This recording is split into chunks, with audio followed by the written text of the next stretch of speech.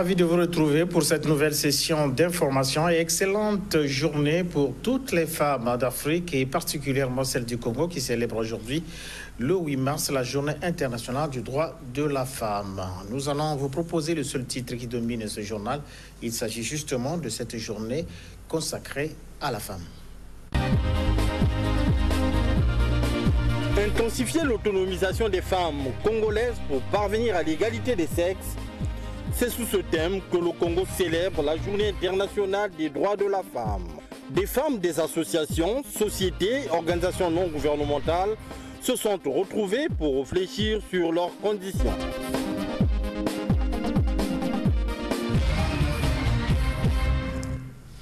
Invitée de ce journal, Madame Alda Maunga Ngondango, servante et chantre de Dieu. Elle est sur ce plateau pour nous parler de quelques programmes qu'elles sont concoctés pour célébrer la Journée internationale de la femme, mais également pour célébrer Dieu. Merci Madame Ngondango d'être venue sur ce plateau. Merci, merci. Intensifier l'autonomisation de la femme congolaise pour parvenir à l'égalité de sexe. C'est sous ce thème qu'a été célébré ici au Congo et notamment à Kinkala, dans le département du Pour, la 114e journée internationale du droit de la femme. Retour sur cet événement qui a été célébré à Kinkala avec Chancel Ngolo et Roland Nyakekile.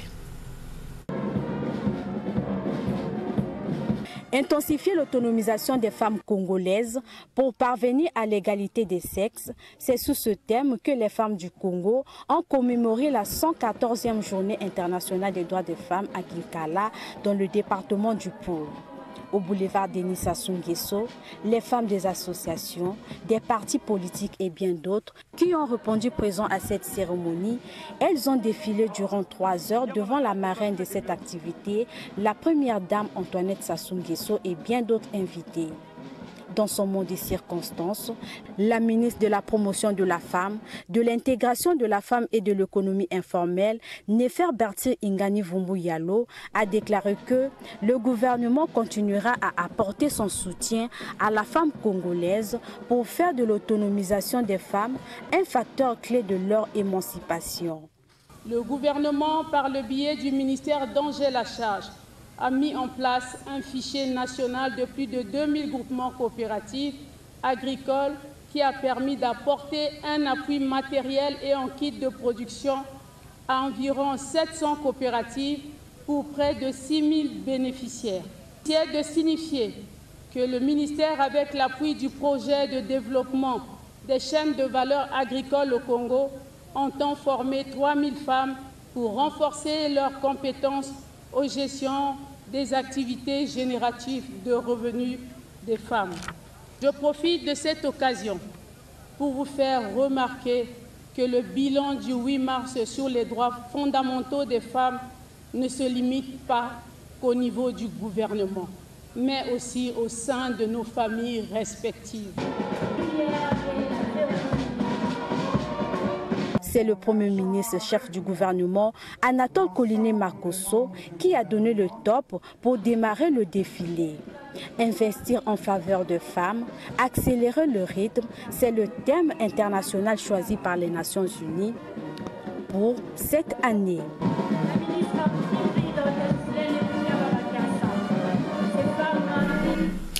Pendant ce temps, les femmes évoluant au niveau de la Cour constitutionnelle ont été invitées à pouvoir briser les barrières qui les empêchent à pouvoir prendre des décisions librement déterminantes et de se prononcer pour les problèmes qui minent la société congolaise. 3 exposés étaient au programme de cet échange marquant la célébration de la 114e édition de la Journée internationale des droits de la femme par les femmes agents de la Cour constitutionnelle. Intervenant la première sur le thème « Investir en faveur des femmes, accélérer le rythme », Virginie Cheryl Nicole Ndesabeka, juge constitutionnelle, a souligné la nécessité d'encourager l'investissement en faveur des femmes. Cela favorise leur indépendance financière et la promotion des rapports de force équitables entre l'homme et la femme. Si nous avons aujourd'hui ce leadership en matière de masculinité positive, c'est parce que ça vient du plus haut niveau. Et pour la petite histoire, c'est ce jour-là que la loi Ouémara est née. Le président de la République n'a pas eu d'autre choix. On a mis sur la table du président le dossier entier de la lutte contre les violences depuis plus de 25 ans en République du Congo, avec des chiffres à l'appui. Et le premier d'entre eux qu'on lui avait mis en rouge, en gras, les violences au sein des familles, l'inceste.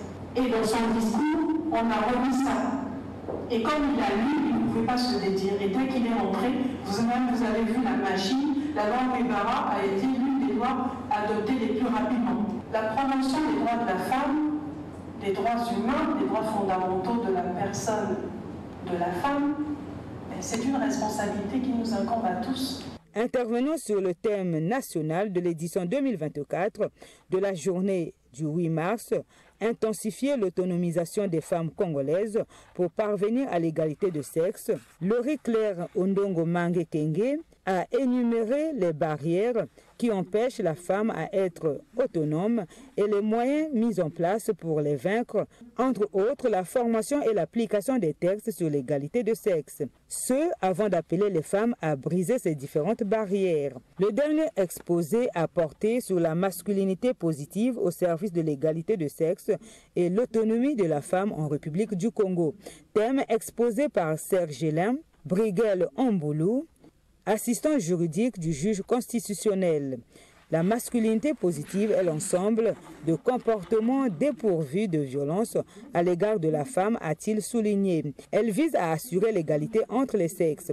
Malheureusement, plusieurs hommes s'opposent encore à ce concept, a-t-il poursuivi, signalant qu'au niveau de la Cour constitutionnelle, beaucoup reste encore à faire sur la parité. Sur 114 agents que compte cette institution juridique, on note seulement 41 femmes et une faible représentativité des femmes au poste de responsabilité.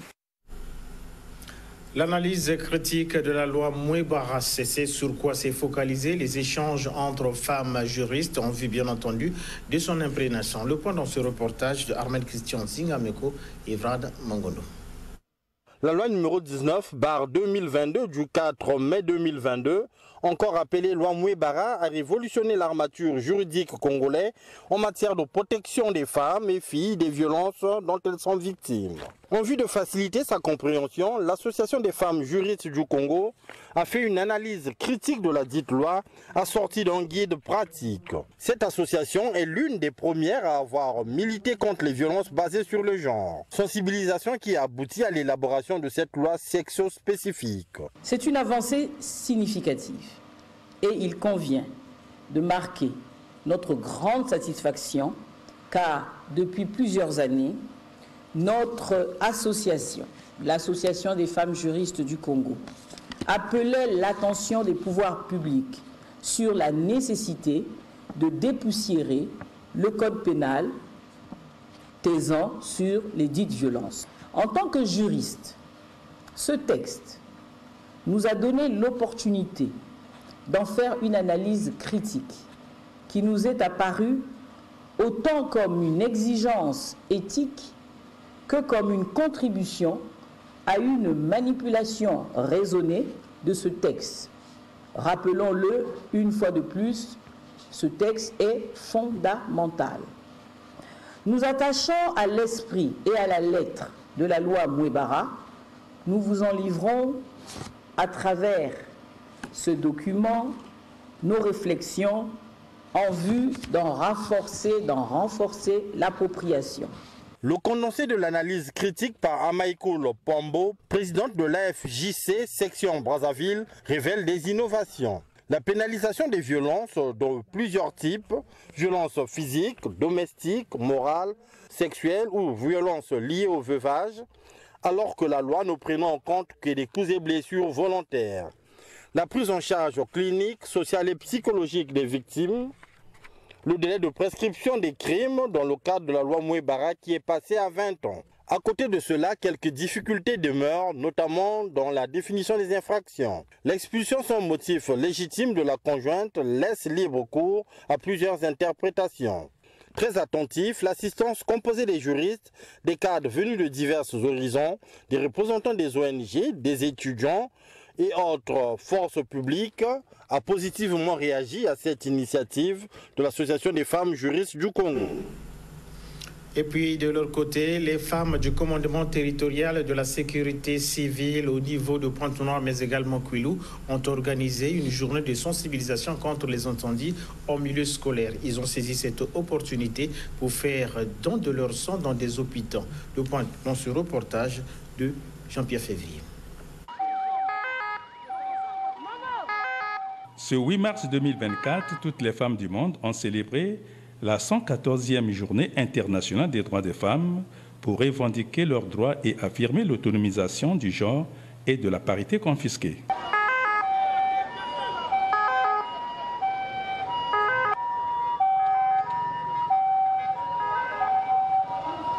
À Pointe-Noire, les femmes du département ont organisé une marche citoyenne allant du rond-point Kassai sur le boulevard Charles de Gaulle jusqu'au siège de la préfecture. Nous avons focalisé notre attention sur le carré de l'échantillon des femmes de la sécurité civile Pointe-Noire-Kouilou. Des femmes déterminées, surprises à la manœuvre dans leur véhicule de commandement pour valoriser cette journée historique. Une réjouissance de cette adjudante chef. Ça s'est très bien passé parce que nous avons marché, mais non seulement que nous avons marché, chaque jour, la femme de la sécurité civile est en train de s'améliorer du jour le jour parce qu'aujourd'hui, à la sécurité civile, nous avons les femmes qui conduisent des engins, nous avons les femmes motocyclistes et nous avons les femmes qui sont à l'intervention. Aujourd'hui, j'ai l'opportunité de demander à toutes les femmes de sapeurs-pompiers de s'améliorer. Il faut se lever parce que aujourd'hui, sous le thème qu'on nous a donné, investir en faveur de la femme et accélérer le rythme, ça veut dire que nous devons être debout, accélérer pour y arriver à la réalisation de ce que le gouvernement congolais attend de nous. Prélude à la journée du 8 mars 2024, les femmes de la sécurité civile Pointe-Noire-Kouilou ont fait un don de sang à la banque interdépartementale pour sauver les vies. De même, elles ont tenu une campagne de sensibilisation sur les incendies en milieu scolaire. Très bien. Alors, vous suivez. Ici, là, ça ne demande pas la force. Faites ça seulement avec vos deux doigts. Deux doigts seulement. Vous verrez que ça bouge. Vous reculez un peu. Voilà, avec deux doigts. Je fais seulement avec vos deux doigts aussi. Allez, tournez-le. Vous voyez, ça ne demande pas de force ici. Pendant ce temps, les femmes évoluant au niveau de l'école militaire préparatoire générale Leclerc ici à Brazzaville ont échangé au cours d'une conférence de débat sur le thème « Investir dans la femme, accélérer le rythme ». Le point dans ce reportage. Continuer à se former pour s'épanouir davantage, lutter pour changer les mentalités afin d'apporter de nouvelles idées dans la société, c'est autour de ces concepts que le collectif des femmes de l'école militaire préparatoire générale Leclerc ont échangé ce vendredi 8 mars.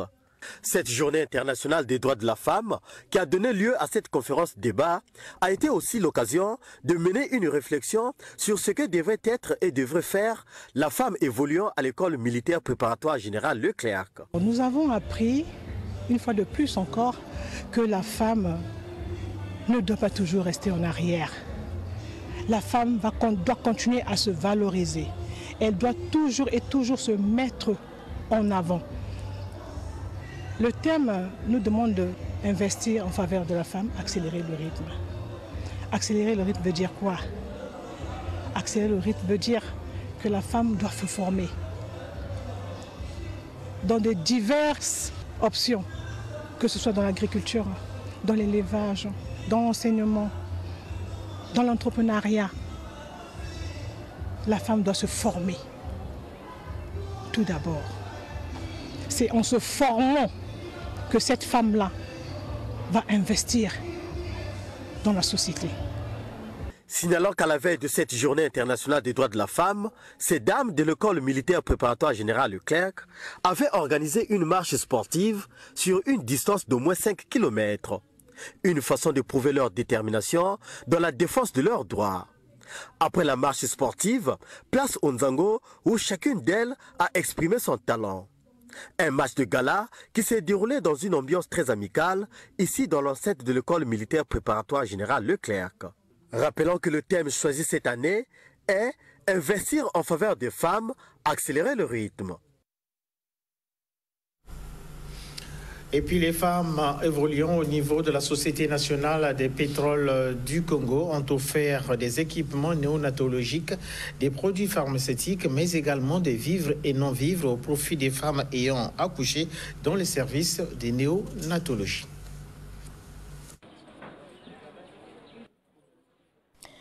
C'est un don de matériel médical composé de 3 couveuses ou incubateurs, des lots de médicaments et d'autres produits de nécessité que les femmes de la Société nationale des pétroles du Congo, SNPC en sigle, ont offert au service de néonatologie du CHU de Brazzaville. Pour ces femmes, ce geste est une manière de célébrer la journée du 8 mars.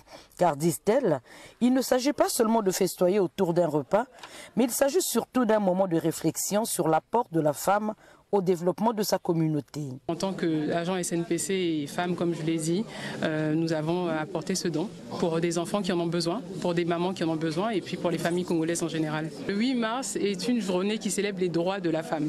Il ne s'agit pas juste d'une fête, donc nous avons des droits, des devoirs et nous sommes là aussi pour le dire. Le service de néonat du CHU, Centre hospitalier universitaire, qui a une capacité de 40 lits, est souvent débordé et en proie à plusieurs difficultés. Ce matériel vient à point nommé, a signifié le chef de service. Je tenais à remercier les femmes de la Société nationale des pétroles du Congo pour ce don qui vient à point nommé, parce que vous êtes sans ignorer que ce service, qui est un service très sensible, avec des enfants qui ont des pathologies très sévères et qui sont fragiles, a besoin de beaucoup d'attention. Donc ce bienfait de matériel et d'équipement matériel et de médicaments vient à point nommé pour réduire tant soit peu le déficit en matériel et en médicaments de notre service. Gaston Ekouya Boassa a souhaité que ce geste soit pérenne car la prématurité constitue actuellement la première cause de mortalité chez les enfants de 0 à 5 ans s'ils ne sont pas bien traités et suivis. La visite guidée des différents compartiments de ce service, de la salle des bébés nés avant terme à la salle des nouveau-nés présentant des maladies grippales et de celle des enfants nés à terme avec quelques difficultés, a constitué le clou de cette cérémonie. Je vous l'ai dit au tout début de ce journal, invité Madame Alda Maunga Ngonda Koyi, servante de Dieu, chantre également. Elle est ici à Brazzaville, elle vient de la République démocratique du Congo. Merci Madame d'être venue sur ce plateau à l'occasion justement de cette journée, la journée consacrée aux droits de la femme. La première question qui me vient à l'esprit, que diriez-vous de la femme congolaise? Quand je parle de la femme congolaise, je veux parler des femmes des deux Congos, s'agissant des valeurs, surtout que la femme congolaise semble, selon une certaine opinion, perdre ses valeurs. Ce que je peux dire, je vous remercie d'abord de m'avoir invité. Et je peux dire, ça dépend, c'est une question un peu complexe. Mais on ne peut pas généraliser parce qu'il y a des femmes qui ont de valeurs, il y a d'autres femmes qui n'ont pas vraiment de valeur. Donc dans cette question, je dirais que c'est vraiment complexe. Et comme aujourd'hui c'est la journée de la femme, donc chaque femme doit avoir... doit savoir ses valeurs et doit savoir ce qu'elle peut faire dans la société pour se valoriser. Alors, Madame Alta, vous êtes à Brazzaville pour une conférence. Quel est le thème de cette conférence? Ça va se passer où et pour combien de temps? Nous sommes ici à Brazzaville pour 3 jours. Le thème, c'est Femme, relève-toi et bâtis ta maison. Femme, relève-toi et bâtis ta maison. Et nous allons... on a commencé aujourd'hui à Talangai. Et demain, je serai à... je m'excuse, je ne connais pas vraiment bien les villes. Nous serons à... Vous étiez à Talangai. À Talangai aujourd'hui. Ensuite, vous serez à Mikalou, certainement, non? Mikalou, c'est... Donc, demain, on sera chez les pasteurs Milandou, Boulacho, Amphilou. Amphilou, oui. Oui. Et le dimanche, pour terminer, on sera à l'église Péniel en Pissa. En Pissa, c'est à Bakoko. Voilà, c'est ça. Alors, est-ce qu'on peut avoir le programme de cette conférence? En tout cas, les programmes se présentent pour demain. Nous serons en Pila, chez les pasteurs Milandou. Ça va commencer à 6 heures. Dès 6 heures jusqu'à X temps. Et toujours avec les thèmes « Femme, relève-toi et bâtis ta maison ». Et les dimanches, nous allons terminer à l'église Péniel. Ça va commencer à 9 heures. Chez les prophètes Gabriel Itoire. Donc voilà. Alors, vous l'avez dit vous-même, le thème de cette conférence, c'est « Femme, relève-toi et bâtis ta maison ». Vous pensez que la femme congolaise aujourd'hui a perdu ses valeurs, donc il y a un désordre au sein de sa maison, pensez? Comme je l'ai dit tout à l'heure, on ne peut pas généraliser. On a choisi ces thèmes parce que on a vu que les femmes, de base, les femmes sont des êtres faibles. Les femmes ont droit à être protégées par leur mari. Les femmes ont droit à être aimées aussi. Ils ont droit aussi à la société pour exercer aussi des fonctions importantes. Et la majorité des femmes sont brisées dans leur foyer. La majorité des femmes sont découragées. La majorité des femmes, dans leur mariage surtout, parce qu'ici vraiment on parle beaucoup plus pour le mariage, dans leurs femmes, elles se sentent plus aimées par leur mari. C'est pourquoi nous voudrions vraiment valoriser cette femme, leur encourager, de ne pas baisser les bras. Nous voulons encore leur montrer qu'il y a encore la possibilité de faire quelque chose de mieux. Nous pouvons encore sauver nos mariages, nous pouvons encore faire encore beaucoup plus dans nos mariages par rapport à tout ce que nous sommes en train de vivre. Donc il y a encore de l'espoir pour que les choses se passent bien. Voilà. Et ça, nous allons vaincre toujours dans la prière, et parce que c'est Jésus-Christ qui restaure. Jésus-Christ restaure. Alors, Madame Alda, ça fait quelques jours que vous êtes à Brazzaville. Comment est-ce que vous avez trouvé la ville de Brazzaville? Je rappelle également que vous êtes chantre. Oui. Vos chansons sont diffusées sur les antennes de Dire TV et sont bien appréciées par les téléspectateurs, mais également les auditeurs, parce que quand on parle de Dire TV, c'est deux entités. Il y a la télévision et il y a la radio. À quand un concert ici à Brazzaville? Premièrement, j'ai bien aimé les Congo-Brazzaville parce que c'est la première fois. Mes frères et sœurs sont sympas, ils préparent bien. J'ai déjà goûté leur repas. En tout cas, j'ai bien aimé les Congo-Brazzaville. Et prochainement, nous serons ici pour célébrer, pour adorer le Seigneur. Ça sera vers le fin du mois d'août, début septembre. Nous serons ici à Brazzaville parce que j'ai aussi une fille qui chante. Nous allons chanter avec ma fille pour la gloire de Dieu et pour édifier le peuple de Dieu à Brazzaville. Alors, vous avez certainement un dernier mot à l'endroit de ceux qui nous suivent en ce moment et qui veulent également participer à ces conférences sur le thème « Femme, relève-toi et bâtis ta maison ». En tout cas, pour les derniers mots, j'invite toutes les femmes des Brazzaville, des profonds, de venir nombreux demain samedi à 6 heures chez les pasteurs Milandou, Boulacho, en filou. Je lis parce que comme je ne maîtrise pas les noms. Et pour la clôture les dimanches à 9 heures.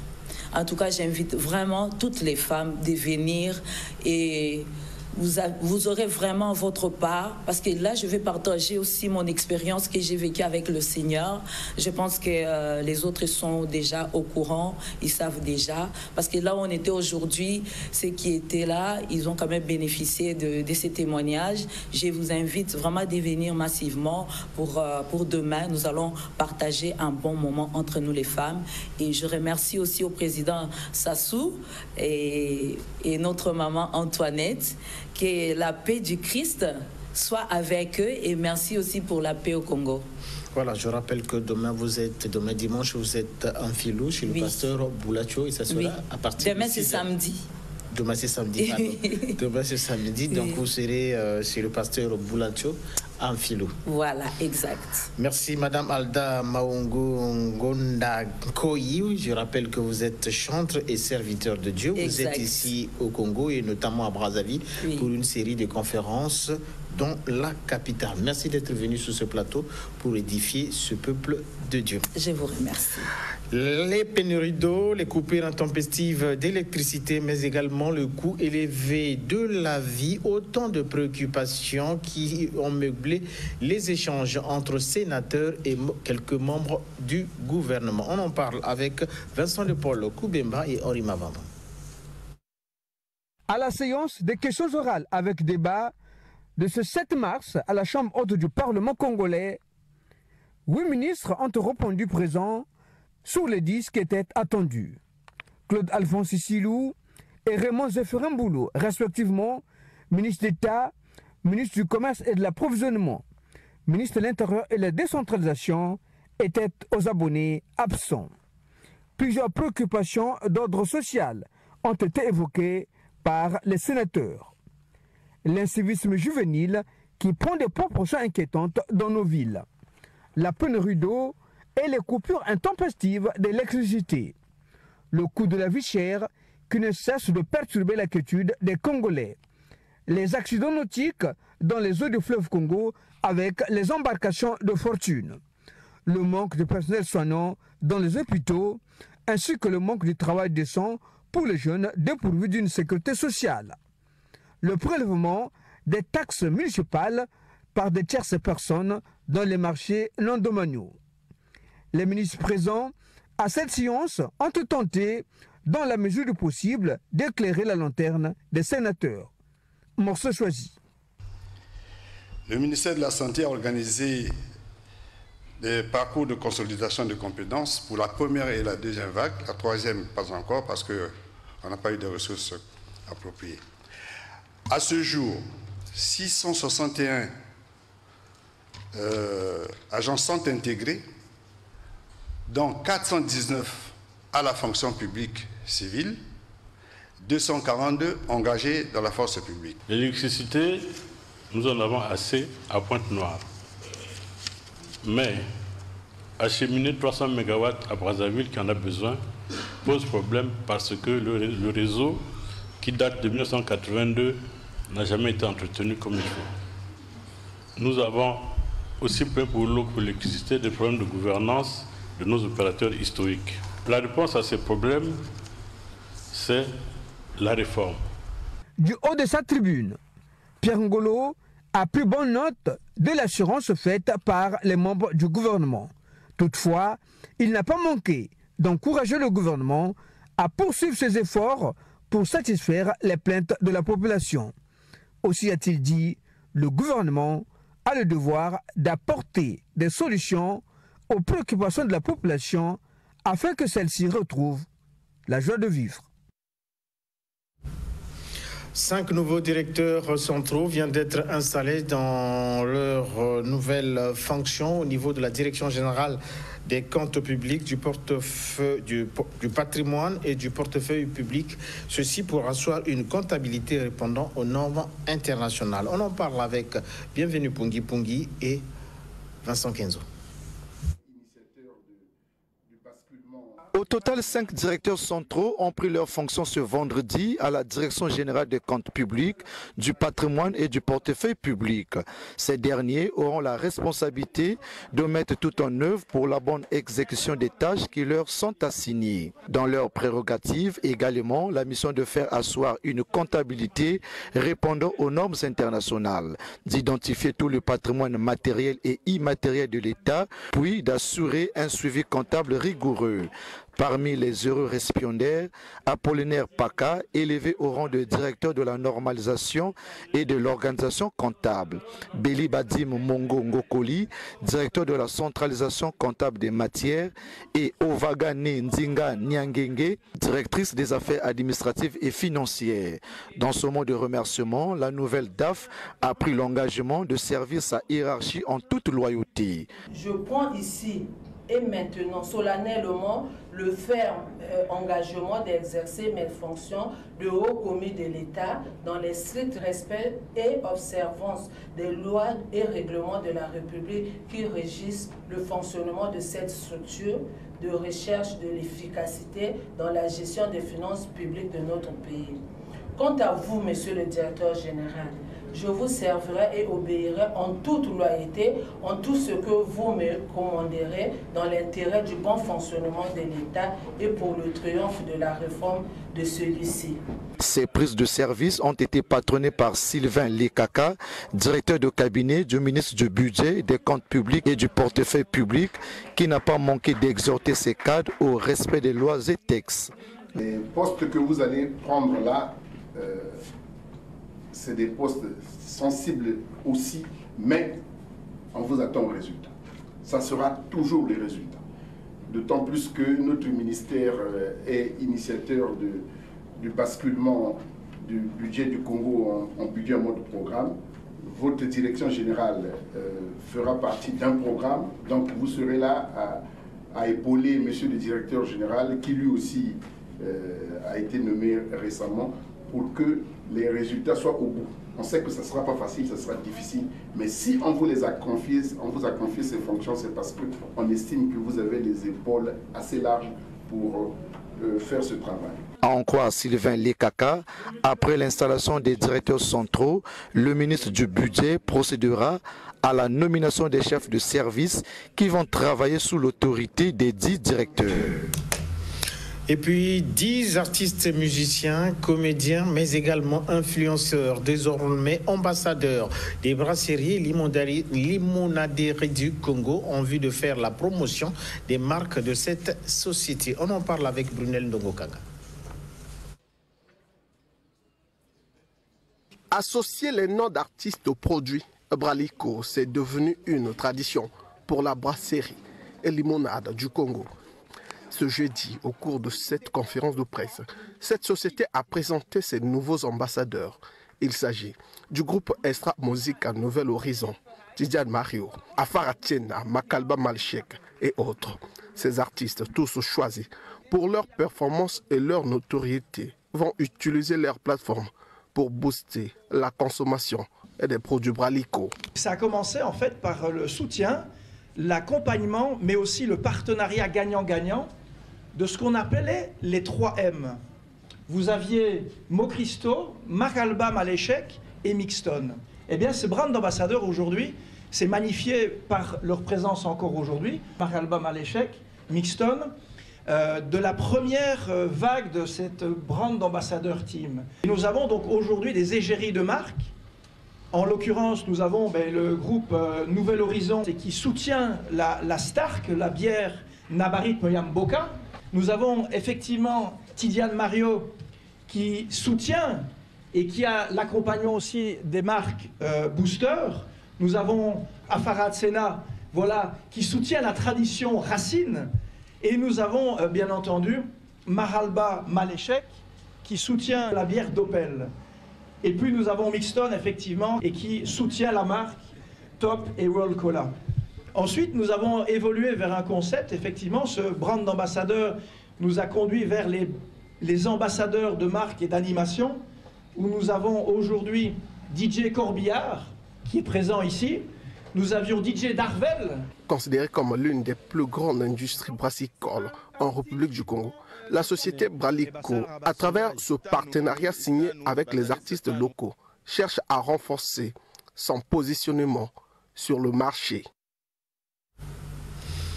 Voilà, c'est par la présentation de ces nouveaux ambassadeurs de promotion des marques des brasseries et limonaderies du Congo que nous refermons ce journal. Merci d'avoir été avec nous.